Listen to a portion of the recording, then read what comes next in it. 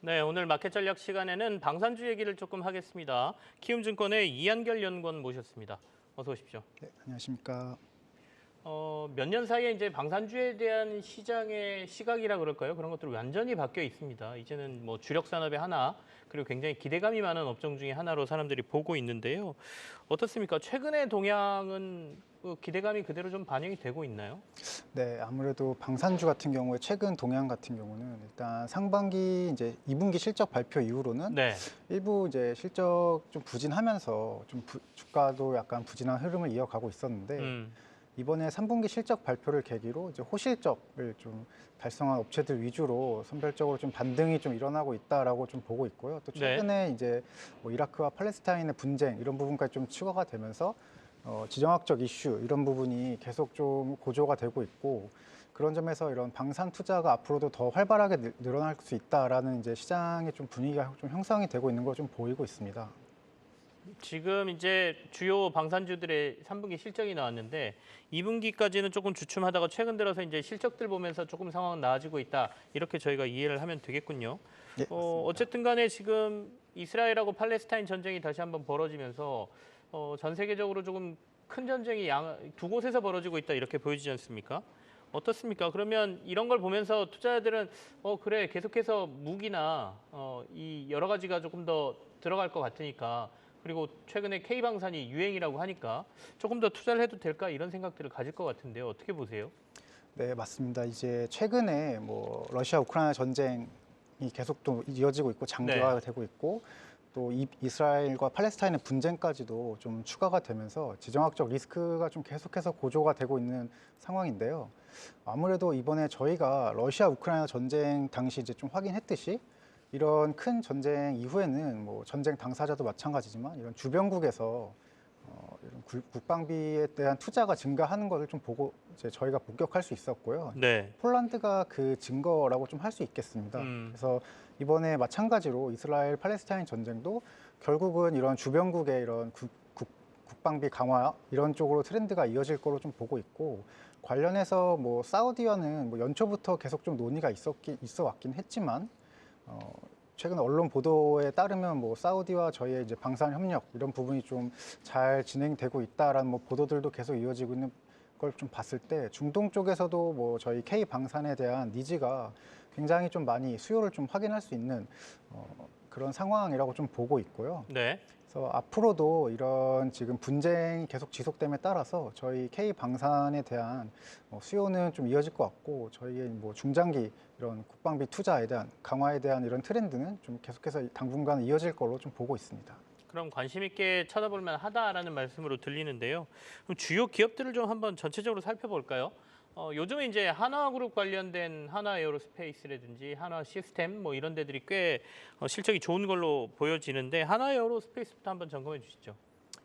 네, 그래서 하나에어로스페이스는 우선 이제 3분기 실적이 네. 굉장히 좀 기대치 대비해서는 잘 나온 모습을 음. 좀 보여주었습니다. 그래서 이번에 3분기 호실적 발표 계기로 주가도 반등을 하고 있는 흐름이고 4분기에도 이런 주가 상승세는 좀 이어질 거로 좀 보고 있습니다. 그래서 뭐 근거는 두 가지 정도 있는데 우선 4분기 실적에 대한 기대감이 있고 두 번째는 뭐 추가적인 수출 모멘텀이 있다라고 좀 봐주시면 될 것 같습니다. 그래서 4분기 실적 같은 경우는 이제 폴란드 쪽으로 K9과 이제 천무가 또다시 이제 납품이 될 예정이고 네. 4분기에 K9 18대 그리고 천무까지 합쳐서 저희가 이제 하나 에어로스페이스가 1분기 때 실적이 굉장히 좋았는데 이때 이제 K9 매출이 반영이 되면서 매출이 굉장히 상승했고 이익도 개선이 되는 이제 모습을 좀 보여주었습니다. 근데 4분기 때는 K9과 천무 합쳐서 1분기 때보다도 납품하는 물량이 좀 클 걸로 예상이 되기 때문에 4분기 때 매출 성장과 이익 개선 폭이 더 커질 걸로 좀 보고 있고요.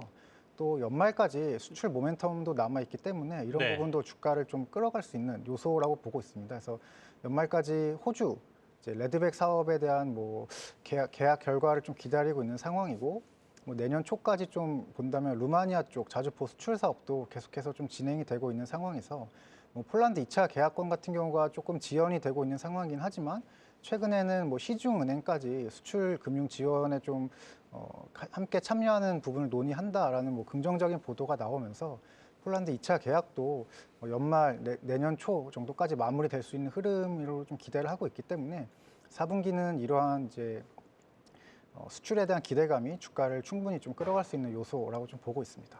그러면 하나 에어로스페이스는 1분기보다도 4분기의 실적이 조금 더 좋을 가능성이 있다 이런 말씀이신가요? 이 규모 자체는 네네. 1분기 때보다도 4분기 때 더 확대되는 확대될 모습을 걸로? 보여줄 걸로 좀 기대하고 아. 있습니다. 그럼 이제 한국항공우주 같은 경우에는 아직 3분기 실적 안 나왔죠. 네, 어떻게 아직 예상하십니까? 오늘 좀 발표 좋을 것 예정이고 같으신가요? 한국항공우주 같은 경우도 일단 우선 3분기에 네. 상반기까지는 좀 실적이 부진했는데 이번 하반기 때는 턴어라운드를 좀 기대를 하고 있고요. 음, 근데 다만 이제 실적에 대한 시장 기대치 자체는 좀 눈높이가 좀 높아져 있는 상황으로 좀 보고 있습니다. 그래서 물론 하반기에 폴란드 쪽으로 FA50 12대가 납품되면서 하반기 실적이 좀 급격하게 턴어라운드 하는 건 맞지만 지금 시장 기대치는 조금 높은 상황이고 아무래도 지금 K2나 K9이 수출됐을 때와 대비해서 폴란드 쪽으로 들어가는 FA50 같은 경우는 이제 뭐 국산화율이라든지 이런 부분이 조금 더 낮기 때문에 수익성이 K2나 K9보다는 조금 낮을 걸로 좀 예상을 하고 있어서 그런 부분을 좀 반영을 해야 된다라고 좀 보고 있고요. 그 외에도 뭐 상반기까지 조금 발목을 잡았던 충당금 관련한 이슈들 이런 부분이 아직 완전히 해소가 된 부분이 아니기 때문에 이런 쪽에서도 조금 더 실적에 대해서는 보수적으로 좀 접근해야 되지 않나라고 좀 보고 있습니다. 상반기보다는 어쨌든 지금 주요 두 기업을 저희가 봤습니다. 하반기 들어서 조금 상황 개선됐다라는 말씀이시잖아요. 내년에도 모르겠습니다. 전쟁 상황이라는 게 어떻게 끝날지 또 휴전 상황이 또 이어질지는 잘 모르겠습니다만은 내년 방산주는 그러면 어떤 상황이 벌어질 거라고 예상하고 계세요? 우선 내년 같은 경우는 방산주는 이제 24년, 25년 계속해서 실적은 성장하는 모습을 좀 보여줄 걸로 기대를 하고 있습니다. 이미 25년까지의 수주를 다 받아놓은 상황이고 뭐 폴란드 쪽 납품, 폴란드로 수출되는 납품 같은 경우는 뭐 현대 로템이라든지 에어로스페이스 모두 24년, 25년 계속해서 성장하는 흐름을 좀 보여줄 걸로 기대를 하고 있고요.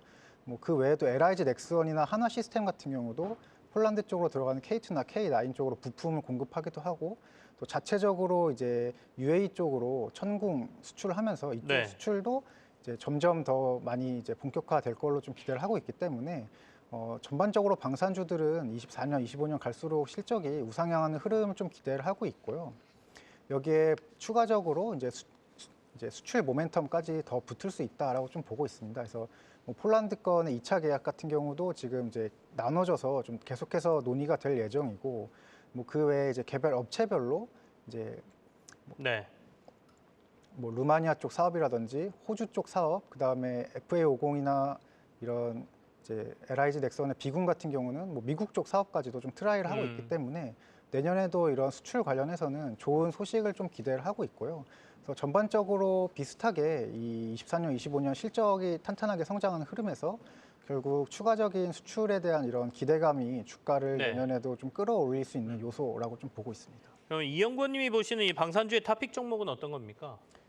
네, 이번 분기 같은 경우는 탑픽은 하나 에어로스페이스를 좀 보고 있고요. 네. 뭐 계속해서 말씀드렸지만 지금 3분기 호실적 달성했고 뭐 4분기 때부터 이제 내후년까지 25년까지 실적이 탄탄하게 우상향하는 흐름에서 호주 쪽 레드백 사업이나 루마니아 쪽 자주포 사업 그리고 앞으로 또 폴란드 2차 계약 건까지 네. 이런 부분이 추가가 된다면 26년 그 이후까지에도 이제 매출이 계속해서 성장하는 흐름을 좀 보여줄 걸로 좀 기대를 하기 때문에 뭐 이런 중장기 성장 이제 포텐셜을 좀 감안했을 때는 지금은 하나 에어로스페이스가 좀 가장 좀 투자 매력도가 높아 보인다라고 좀 보고 있고요. 알겠습니다. 주가도 뭐 그만큼 상반기 때 이제 좀 많이 좀 빠져 있던 상황이라서 밸류에이션 쪽으로도 부담이 크게 없는 상황이라고 좀 보고 있습니다. 네, 탑픽 종목 하나 에어로스페이스까지 소개를 받았습니다. 키움증권의 이한결 연구원과 함께 방산주 한번 짚어봤습니다.